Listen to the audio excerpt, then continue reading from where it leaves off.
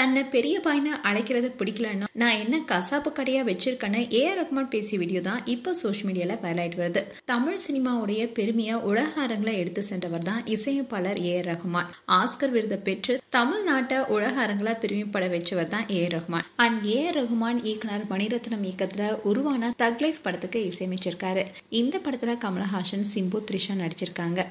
இந்த படம் ஜூன் 5 அன்னைக்கு வெளியாக இருக்கு. அண்ட் இந்த படத்துடைய இசை வெளியீட்டு விழா மே 24 அன்னைக்கு சென்னையில பிரம்மாண்டமா நடைபெற இருக்கு. ஏற்கனவே தக் லைஃப் படத்திலிருந்து வெளியான முதல் சிங்கிள் பாடலே நல்ல வரவேற்பு பெற்றுச்சு.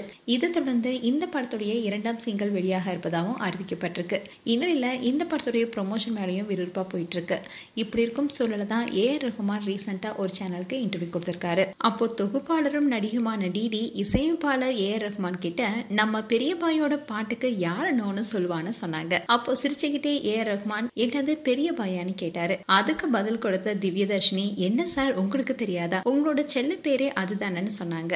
அதுக்கு உடனே ஏஆர் ரஹ்மான், வேணாம் எனக்கு பிடிக்கல, பெரிய பாய் சின்ன பாய்னு நான் என்ன கசாப்பு கடையா வச்சிருக்கேன், மூஞ்ச பாருன்னு சிரிச்சுக்கிட்டே சொன்னாரு AR Rahman. And AR Rahman sir ரொம்ப நாள் கழிச்சு ரொம்பவே மகிழ்ச்சியா இன்டர்வியூ கொடுத்தது இதுதான் முதல் முறை.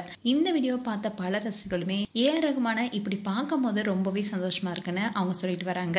அண்ட் அதே சமயம் சிலர் இவரு முஸ்லிம பாய்னு சொல்றத அசிங்கப்படுத்துற மாதிரி இவர் பேசியிருக்காரு நெகட்டிவ் கமெண்ட்ஸும் கொடுத்துட்டு வராங்க. அதோட டிடி மன்னிப்பாயா மன்னிப்பாயா சாங்க பற்றி கேட்டாங்க. அதுக்கு ஏஆர் ரஹ்மான், நான் எல்லார்கிட்டயுமே மன்னிப்பு கேட்கணும், என்னுடைய குடும்பம், என்னுடைய மகள் கிட்ட மன்னிப்பு கேட்கணும், குறிப்பா என்னுடைய முன்னாள் மனைவி சாய்ரா கிட்ட மன்னிப்பு கேட்கணும்னு சொன்னாரு.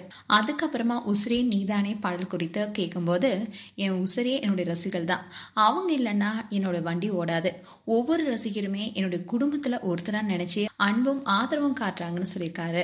இப்போ இவருடைய இன்டர்வியூ தான் சோஷியல் மீடியால வைரலாயிட்டு வருது.